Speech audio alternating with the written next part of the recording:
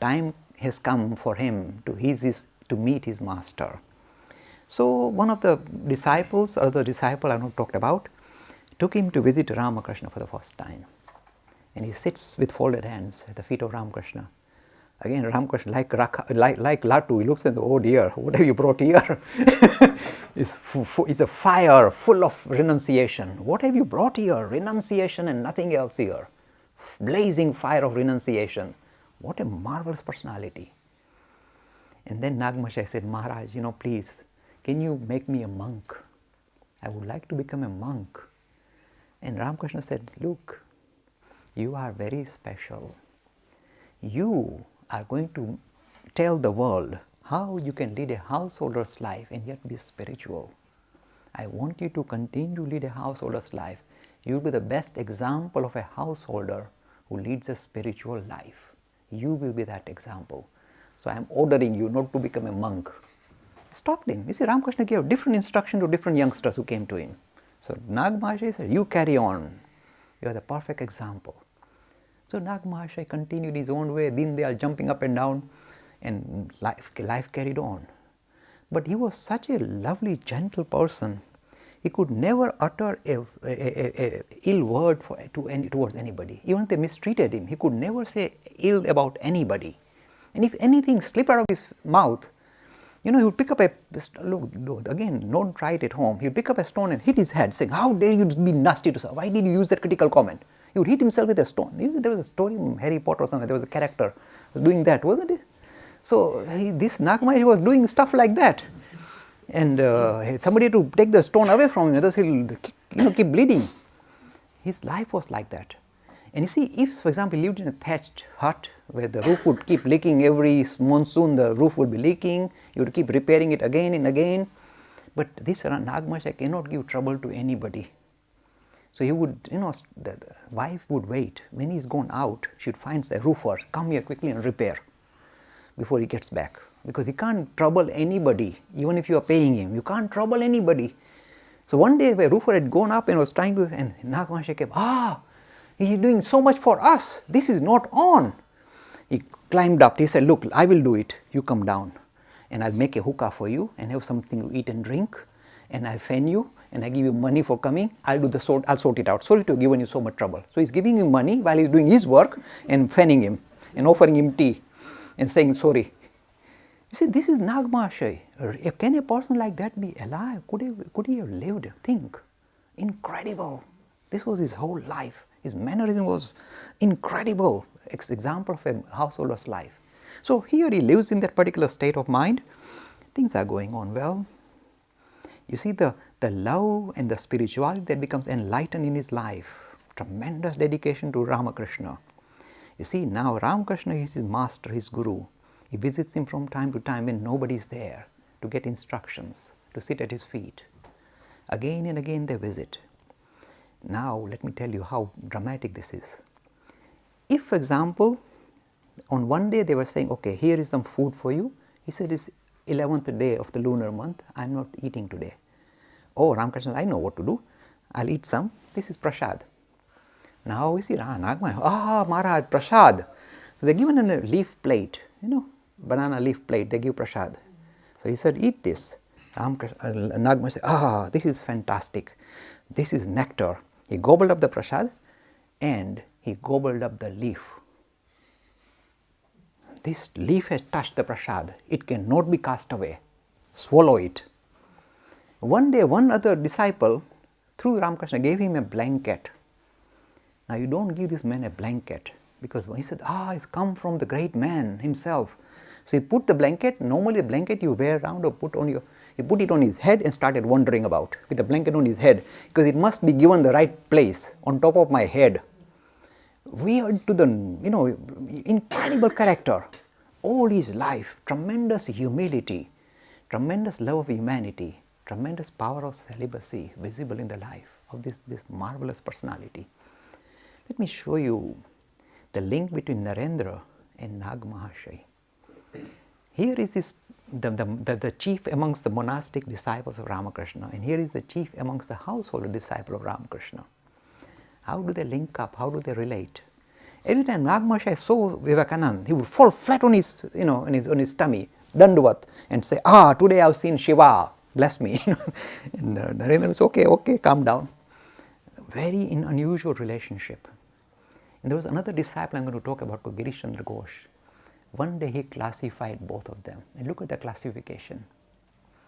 He said, you see, this world that we live in, this kind of difficult world that we live in can be, this wrong image we have about the world can be broken in two ways. Either, you see, in order for you to break free from this network of illusion, either you become bigger and bigger and bigger so that the net cannot hold you anymore. You break the net. And this is what Vivekananda has done. He grows in stature, the spiritual stature, that nothing holds him down. He is able to experience himself as the spirit. All illusions are cast aside. He breaks free from that net of illusion. This is one way of escaping, of becoming spiritual, Vivekananda. Then he looked at Nagmashai, and there is a second way you can kind of escape the net of illusion, said Girish Chandra Ghosh. Rather than become bigger and bigger and bigger like Vivekananda, you become smaller and smaller and smaller and smaller. You become so small that you go through the net. This is Nagmashai. To be, this is not arrogance, but to grow in stature, recognize your divinity is one way of breaking free from this kind of very limited existence we have.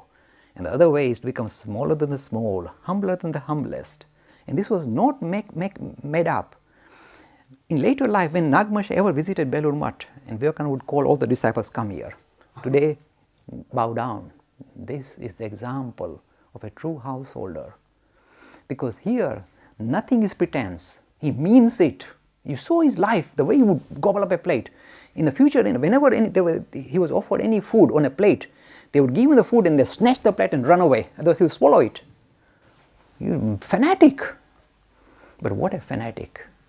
By becoming humbler than the humblest, he manages to sneak through and discover his identity as the spirit.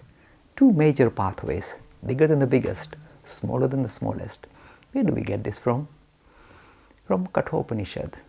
The spirit is bigger than the biggest. It is you can either call him as infinite or you call him infinitesimal. Both are the ways of escaping the relative world that we live in and touch base with our infinite nature.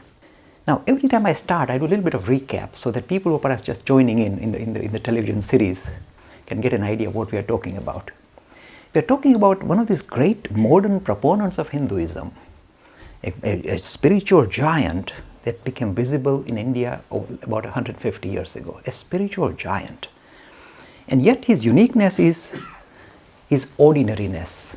If you look at his image, nothing appears extraordinary. It appears so ordinary that he is in fact difficult to discern. People don't realize what he stands for and what power he comes with. Now see, every time I start, I try and present some of the unique features of this personality.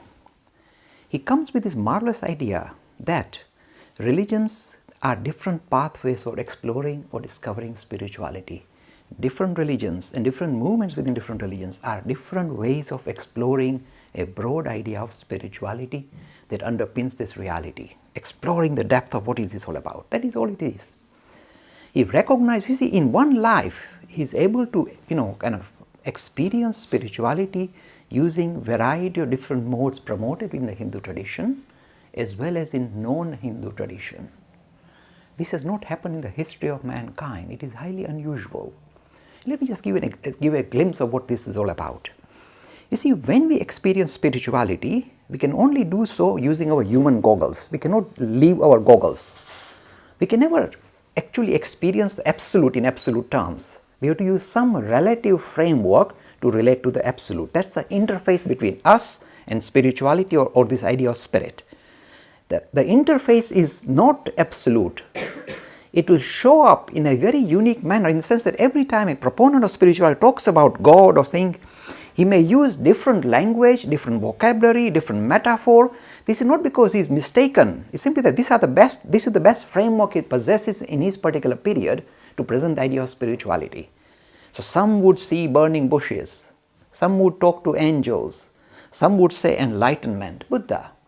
Some would see gods and goddesses, all acceptable. These are different formats people use to relate to the absolute. Now we can never be sure that they are talking the same experience unless we find one individual who says, yes, I've used this variety of different modes of exploring spirituality. Say the Bhakti Marg of the Hindus, the Gnana Marg, the variety of Bhakti Marg. We have used that, we used the idea of Raj Yoga, we used the idea of Tantra, we used the idea of Islam, we used the idea of Christianity, and we discover the same, we hit the same destination. The same experience is visible at the end of at the conclusion of his journey.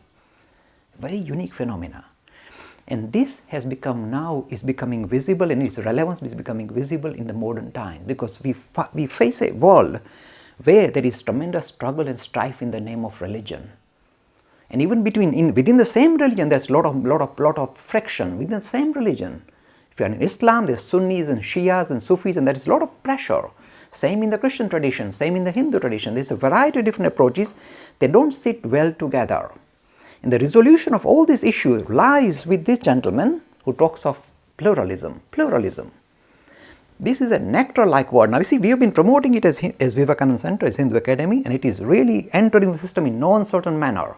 The word is becoming pluralism. The word is becoming very visible. The World Congress of Faith this year set up the start of saying affirming religious pluralism is the title of this year's activities. Affirming religious pluralism. This language is used in the academic circles now. It is widely available. And without the word pluralism, you can no longer talk of religion. You need to have that as well. Now, what does pluralism mean? We may think, does it mean that all religions are same? That will be a very foolish conclusion. It never said anything of the sort. It never said all religions are same. It simply said there are different pathways for exploring spiritual, and the pathways are different. They are not the same. This is such a silly idea, such a superficial idea to call all religions same. They are not same. The only thing we are saying, the destination is same, but the pathways are unique and different. And again, it never said that one pathway is better than the other. This is the maturity of pluralism. It recognizes the pathway that suits your own digestion is best for you. So it doesn't, some people say, but Dilip, when you talk pluralism, that means that you are giving permission for people to be converted from Hinduism into other religions. I say, I never did that. We never do that. To the contrary, we say it is, you see, the language of Swami Vivekananda says, conversion is a perversion. If a person is born and brought up in a particular tradition, in the Hindu faith or in any other faith, or a particular, if you like, sectarian movement in the faith, let it be. That is the path that will suit the requirement of that individual. Let him progress in that particular path and reach his destination. It allows for it. It never makes a comment that one is better than the other, but a very foolish conclusion. It also doesn't say that you mix and match all religions. Again, that is a very foolish idea. You don't do that. You destroy the integrity of all the world religions. You are not supposed to do that. This is what comes out of this Grand Master. And as I said, in this century, this teaching is going to become central, key teaching in the way you teach any religion. Forget about what religion. Any religion cannot be taught without looking at the framework of pluralism. This is going to be very visible. There's a separate aspect to it, second aspect to this. You see, when I introduced all these various personalities, I was trying to keep the magical, mystical side to the minimum, because I want to present a religion in the modern format which doesn't challenge our common sense and rationality. I've tried to keep my feet on the ground as much as possible. It has not always been possible, but anyway, I've tried. Now let me look at the way, you see, this Ramkrishna is full of this kind of dynamic ideas, fully kind of charged up with spirituality, keen to present this, keen to pass this on to various people who will become the carriers of this message of, very broad message of religion. He is keen, and the youngsters begin to arrive. Some householders join in. Again, you see, this Ramkrishna is very keen that these youngsters test him to the full. You know why? He knows that he's going to be here for a short time, then he will go, and the youngsters have to carry on the work. If the youngsters, these disciples that he chooses, have some niggling doubt about him, they can't do a proper job. So while he's around, let them come and test him. Let them really come and check him out thoroughly, left, right and center. He was very keen. And this his disciples readily did. Of course, the most popular disciple is Swami Vivekananda. And he hears all these things. I'll tell you how rough this Vivekananda is on Ramkrishna. How for 6 years he challenged his master at every stage. He would not agree with anything. And yet this master was, oh, I like this chap. He's asking me such good questions. Just give you an example how sharp he was. When this Ramkrishna, oh, I can see the mother goddess, divine mother. He said, this is all imagination. Then Ramkrishna, but she talks to me. That's too imagination, said Vivekananda. Now, this is very frightful. Now, Ramkrishna loves this Vivekananda. He knows he's establishing rationality. He's a dynamo, a powerful rationalist. And he got rattled. Ramkrishna got rattled. He ran into the temple like little chap shuddering. Went to the mother goddess, checked up. And he came out smiling. He said, you rascal. The language between guru and disciple, this is the language they were using. You rascal. You rattle me, I checked up with Mother Goddess. She said, this guy will later on agree with what you are saying. For the time being, tell him that he's got it wrong, because the very thing that appears as the material world becomes more clearly visible as these gods and goddesses. So you're not dealing with some airy, fairy, second-rate thing. You're dealing with something that is much more grander than the material world that you see. And he will admit to it later on, don't worry. So this is how the master and disciple are interacting. One day, you see this Ramkrishna, after it, remember those days when you would take a rupee and some clay and say, rupee, clay, I can't distinguish, and pour them both into the water. From that day on, he had decided not to touch money physically. Now he's a stickler for truth. So if he says he will not touch money, he means it, literally means it. You see, look at his feet. There is no ornament, there is no gold, there is nothing. So question of touching money is out of the way, out of the question. Now this Narendra, you see, is not going to let him off. So one day he went to Dakshineshwar and Ramkrishna was away. He said, okay, perfect time to test. He took out 1 rupee coin, placed it under the mattress, not on top, under the mattress. Test him thoroughly, see to what level of sensitivity this guy is. And this Ramkrishna came back, Naren, he looks at him, goes into immediate ecstasy. You are here, he was in a mood, and he sat down on his bed, and he jumped up as if a scorpion had bitten him. He jumped up. And everybody said, what happened? Some insect, what bitten this man? So they took out the mattress, and out popped the coin, fell on the floor. And Vivekananda was looking like this, and Ramkrishna looked at him and said, good. Carry on, my boy. Continue to test me to the full, literally test me at every stage. And this would happen, it will happen the other way around too. Once, just to test this guy, you see, Ramkrishna, at the name of Vivekananda, he would go into ecstasy. The moment he starts using the word Narendra, he will start going na and go into ecstasy. Record it again and again, go into it. That much love for his disciple. Now, Narendra, one time, Ramkrishna let me test him. So when Narendra came, he turned his back on him. He wouldn't look at him. He would talk to others, and when Narendra comes to talk, he ignores him and talks to somebody else. We've had this experience, we meet people like that. So he deliberately kept avoiding him, and wouldn't look at him, wouldn't talk to him, wouldn't smile at him, just ignore him completely. And this was not for a day. It went on for many days. He kept ignoring him completely as if he's nobody. Now, anybody else would have felt, really, look, first he praises me to the highest heaven. Then he's ignoring me. I better not go anymore. This is the standard reaction. And he kept coming and kept listening and without any problem. And one day Ramkrishna called him, come here. I'm ignoring you. Why do you keep coming? He would ask him bluntly. He said, look at the answer is equally good. He said, I come here to listen to you. I come here because I love you, not because you talk to me. I said, okay, got you. See, that was the relationship. And again, once in a while, this Ramkrishna would get so exuberant about his disciple. Once Keshav Chandra Sen, Keshav Chandra Sen, he draws 100,000 people in his movement like that. He's the most popular religious personality in Calcutta in his time. The founder, the main kind of proponent of Brahmo Samaj. So Keshav Chandra Sen is standing, and this Narendra, who's just 18-year-old boy, is standing next to him. Hey, this is the master. Keshav Chandra, everybody bows down, touches his feet all the time. And they're both standing next to each other. And you see, I told you, Ramkrishna is very, very outspoken. He looked at both and said, the light here is like a little candle light. The light here is the blazing sun. Now this is terrible, to compare them little oil lamp, and the other one is like the blazing sun. And everybody protested, including Vivekananda protested, said, look, this is very, don't say stuff like that, this is very rude, you're offending this fellow, don't talk like that. And Ramkrishna, look, what I saw, I said, I can't help myself. But look, what he said, who knows the Keshav Chandra Sen? And who is going to know Keshav Chandra Sen in the next 100 years? It is a forgotten memory. And this dynamo, this fireball that Ramakrishna picked up and threw to the West is going to become a very major accepted figure for spirituality in the West in days to come. Forget about India. In the West, they're going to adopt him, they're going to give him blonde hair, blue eyes, and make him Anglo-Saxon and take him away. That's how much they're going to love him. I'm guaranteeing you, in our lifetime, we'll see that beginning to happen. So here is, you see, you would make this kind of blunt comment, little candlelight, blazing sun. So this is the relationship between the master and the disciple, both testing each other to the full. And yet becoming, and challenging each other. You see, this without challenging. You see, Ramkrishna said, look, if you don't challenge me, if you don't interact with me, how will you learn? In order for you to progress, to evolve, you need to challenge me, continue to challenge me. He encouraged all his disciples to challenge him, to test him to the full. You see, we talked about this Latu.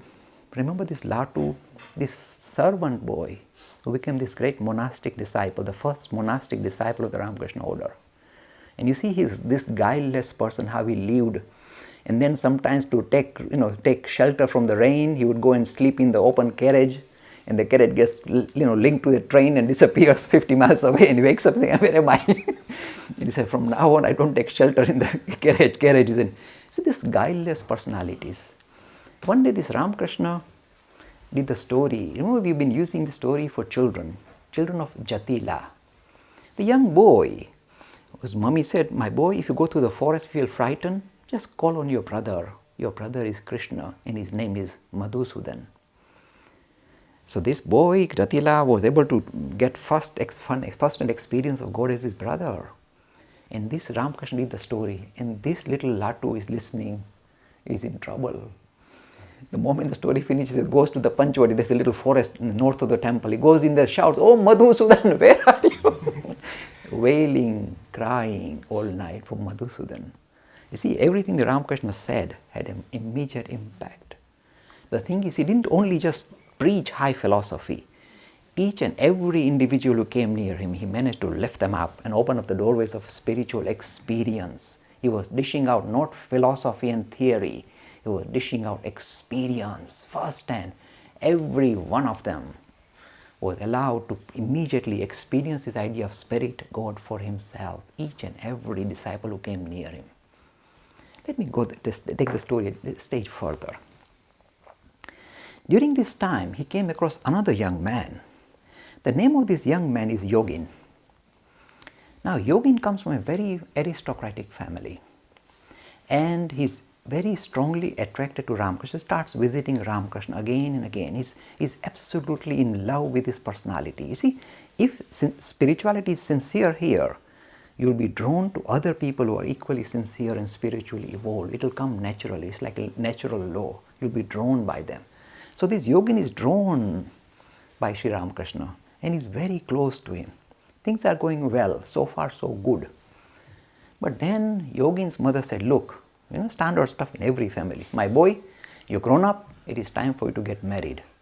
And Yogin is not very keen on getting married. Look, I'm not putting down the institute of marriage, I'm also married, so don't worry, we all pay a price. So he said, mother said, look, it's time for you to get married. Yogin said, no, please leave me, mother. No, you must get married. And the mother, you see, the two tools women have are tears. This is number two, I'll mention it later on. They are very powerful tools. She cries her eyes out, look at me, old mother, struggling to cook. We need somebody in the house to take the responsibility. I can't carry on forever, my boy. This is the least you can do for your mother. Is this my in Hindu? This is the problem, big thing. So there's, so mother started crying. Yogin finally relented. The boys are like that. Mummies cry, boys are gone. That big for all the boys we know. So Yogin relented and got married. And he said, he was crestfallen. He said, now I can't go near my master Ramkrishna because I'm married, and he was talking about becoming spiritually evolved, and I can never go near him because I'm impure now. This is terrible. I've fallen down. Then I really lost my track. So he said, I can't go near. In the meantime, this Ramkrishna becoming very agitated, because you see, he's aware of each and every of his major disciples, and if they are struggling, the struggle goes to him. He's becoming very agitated. He sends messages after messages to Yogin's house, says, send Yogin here, send Yogin here, I'm waiting for him, I want to look at him. Where is he? Why doesn't he come? And Yogin says, he doesn't know what's happened to me, I don't want to go. He'll look at my face, he'll know what's happened to me. So I'd rather not go. And he would avoid.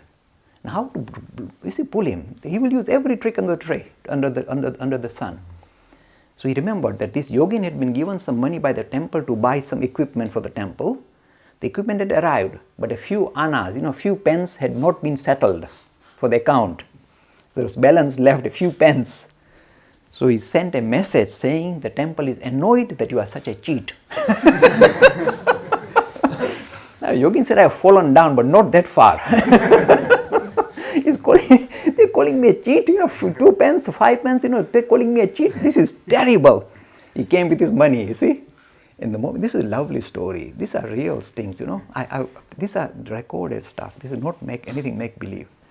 So Yogin comes with his few annas, and Ramkrishna waiting, where are you, my boy? Come here. He prostrated to him. He said, I've been waiting for you. Where are you? Don't you understand? I'm burning up without you. Why did you come and see me? And Yogin was trying to give a pen. He said, keep it to yourself. Come here. Look, my boy, he said, don't worry. If you're married, you've not lost your track. It is perfectly all right. Bring your wife here, I'll sort her out. She will not be a hindrance to your spiritual progress. Bring her here. And if you want to leave your wife, I'll sort that out for you too. He's talking like that. You said, this is possible? Yes, he's talking like, he said, don't you see? What have you done wrong? Don't worry. Continue to come. And this Yogin is again redrawn, again pulled back into the fold. You see, this Yogin became Swami Yoganand. And there was a unique feature about Swami Yoganand. I'll tell you about it. You'll like it. Sometimes he would stay in the master's room at night. They are young boys. They take a blanket and they just lie on the floor and put the blanket over the head and go to sleep.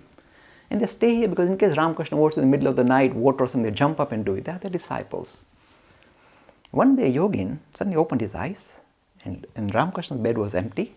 He looked around in the room, he is not available, not visible anywhere, and the door is open. And for an instant, Yogin thought, this Ramkrishna is talking about celibacy and all that, a platonic relationship with his wife, and the wife lives in a room outside, just a few feet away, little tiny room. He thought.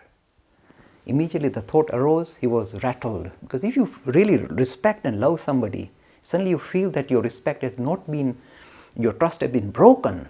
You would feel agitated, you feel very agitated. Oh dear, I got it wrong here. He's going to see his wife. He quietly came out. He's not going to let go. He came out quietly and waited and kept looking at the room of the wife to see if he's going to emerge from there. And after some time, this Ramkrishna used to wear little kind of slippers, will go click, click. He heard the click, click coming from the forest. He's gone for natural call, to answer the call of nature. He came out and you saw Yogin, and Yogin was crestfallen. Ramkrishna could read his mind. He said, good, my boy, good. Test the sadhu in the morning, test him even more at night. Don't let them off. Do not trust people like that. I am pleased.